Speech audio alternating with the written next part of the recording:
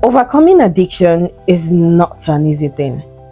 It is like trying to pull the root of an iroko tree. You will try and try and try, and at some point just give up. And that's why some people will say that once an addict, always an addict, even though that's not true.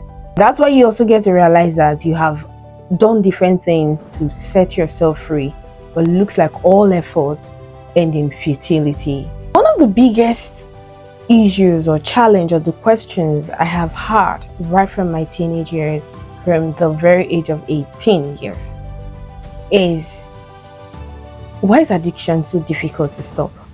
The very first time when I started struggling with food binging, it started like play. Before I knew it, I want to stop, but I cannot stop. It looked like there is a voice in my head always telling me, do this, do this. I call that the deceptive voice, because it would deceive me that when I binge and eat, I'll be fine. At the end of the day, I still fall back to the same depressive episode again. It was a terrible moment. Prayer did not work. Discipline did not work. Talking did not work. Like, what? Guess what? I come to realize at the end of the day that if you really want to break free from addiction, 4 important areas of life must be touched. Your spiritual life, your physical life, your mental life, your emotional life.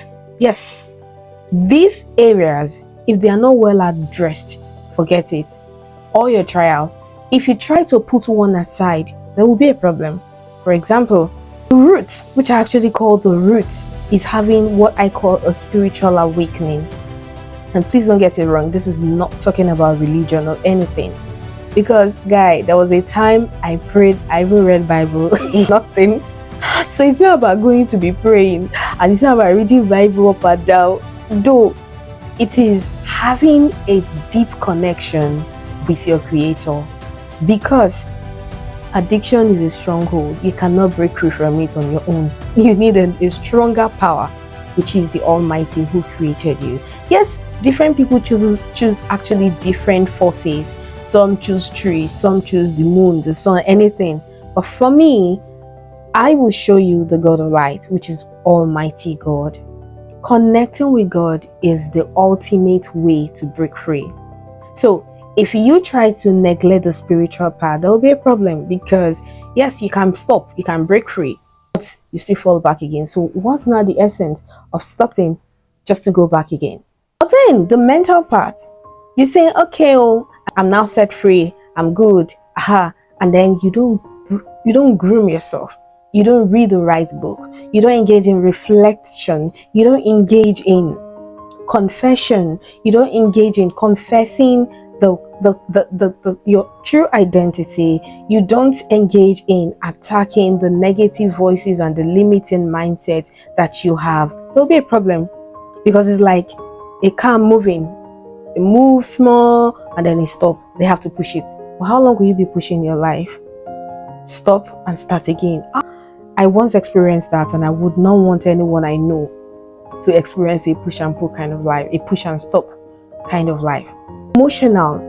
You have experienced trauma in the time past, either as a childhood or even in relationship or something. Or you have some cultural biases that from where you grew up that either irritate you or even pile your mind up with some wrong limiting beliefs. If you don't heal from these old wounds, addiction will definitely, you may not be able to break free.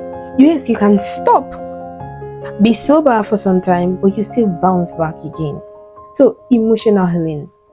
The physical, you neglect the right brain food, oh my goodness, you'll be struggling with energy level. You can be hyperactive today, very good today, before you in the morning, before afternoon or night, you are down again. And remember, that deceptive voice of addiction always comes in our vulnerable moments, when we are stressed out, when we are lonely, when we are bored, when we are angry, when we're just in a particular emotional state that is discomforting to our brain. That's when it comes.